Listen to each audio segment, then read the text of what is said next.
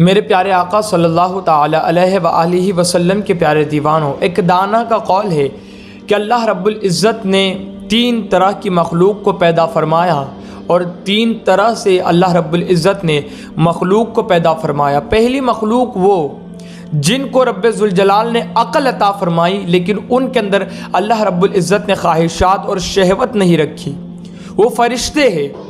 دوسری مخلوق اللہ رب العزت نے پیدا کی تو اللہ رب العزت نے اس مخلوق میں خواہشات کو پیدا فرمایا، لیکن ان کو عقل سے خالی کر دیا، وہ جانور ہے۔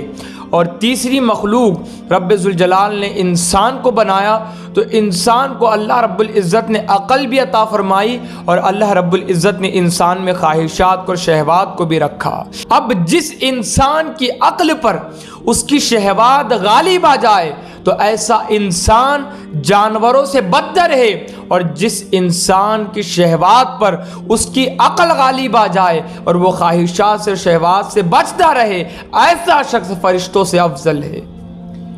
میرے پیارے آقا علیہ السلام کے پیارے دیوانوں، تو اپنی خواہشات کو کم کریں۔ خواہشات کو کم کریں گے تو لائف میں آگے بڑھنے کے لیے جب آپ کا ایک گول سیٹ ہوگا تو آپ کامیاب بھی ہو سکتے ہیں، اور پھر آخرت میں کامیابی ملیں گی وہ الگ۔ حضرت ابراہیم خواص رحمۃ اللہ علیہ کہتے ہیں کہ میں پہاڑیوں میں تھا، وہاں پر میں نے ایک انار دیکھا تو میرے انار کو کھانے کی خواہش ہوئی۔ انار کو میں نے لیا، اس کے 2 ٹکڑے کیا تو وہ انار خراب تھا، وہ سڑا ہوا تھا، میں نے اس کو پھینک دیا اور میں آگے چل پڑا۔ تو جب میں آگے بڑھا تو میں نے دیکھا کہ ایک شخص ہے جو زمین پر پڑا ہے اور اس کے اوپر کچھ الگ طرح کے کیڑے ہیں، اور وہ کیڑے ان کو ڈھس رہے ہیں، کاٹ رہے ہیں۔ تو جب میں اس شخص کی طرف بڑھا، حضرت ابراہیم خواص کہتے جب اس شخص کی طرف میں بڑھا جس کے جسم پر کیڑے چمٹے ہوئے تھے اور وہ اس کو کاٹ رہے تھے، میں نے سلام کیا، میں نے کہا السلام علیکم۔ تو اس شخص نے جس کے آنکھ پر، جس کے جسم پر کیڑے تھے، اس شخص نے میرا نام لے کر جواب دیا۔ اب میں حیران کہ یہ شخص مجھے کیسے جانتا۔ میں نے ان سے پوچھا کہ آپ مجھے کیسے جانتے ہیں، کیسے پہچانتے ہیں؟ تو اس شخص نے جواب میں کہا کہ جو اپنے رب کو پہچان لیتا ہے پھر اس سے کوئی چیز پوشیدہ اور چھپی بھی نہیں رہتی، جو اپنے رب کو پہچان لے۔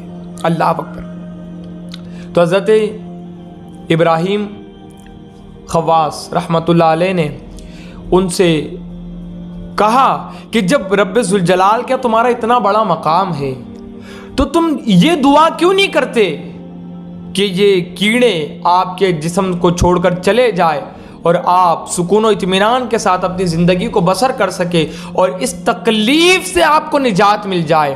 تو میرے پیارے آقا علیہ السلام کے پیارے دیوانوں، ان بزرگ نے جواب میں کہا کہ ابراہیم، تیرا بھی تو رب ذوالجلال کے یہاں پر بڑا مقام ہے۔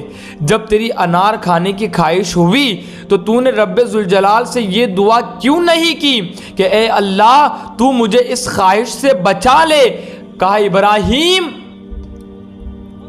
کیڑی مجھے اگر کاٹ رہی ہے تو یہ دنیاوی عذاب ہے، لیکن انار آپ کھا لیتے تو وہ اخروی عذاب ہے، آخرت میں اس کا حساب دینا پڑتا۔ کہا کہ کیڑے جسم کو ڈستے ہیں لیکن انسان کی خواہش دل کو ڈستی ہے۔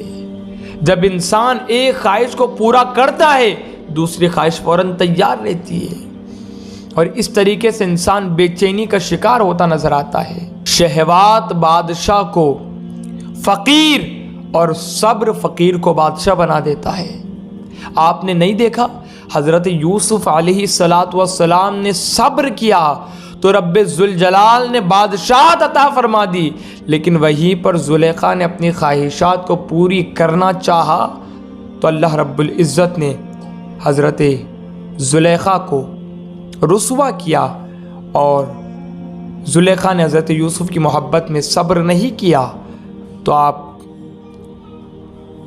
جانتے ہیں کہ وہ ان کو رسوائی کا سامنا کرنا پڑا۔ تو میرے پیارے آقا علیہ السلام کے پیارے دیوانوں، اپنی خواہشات کو کم کرو۔ خواہشات کم ہوگی، دنیا اور آخرت دونوں میں کامیابی حاصل ہوگی۔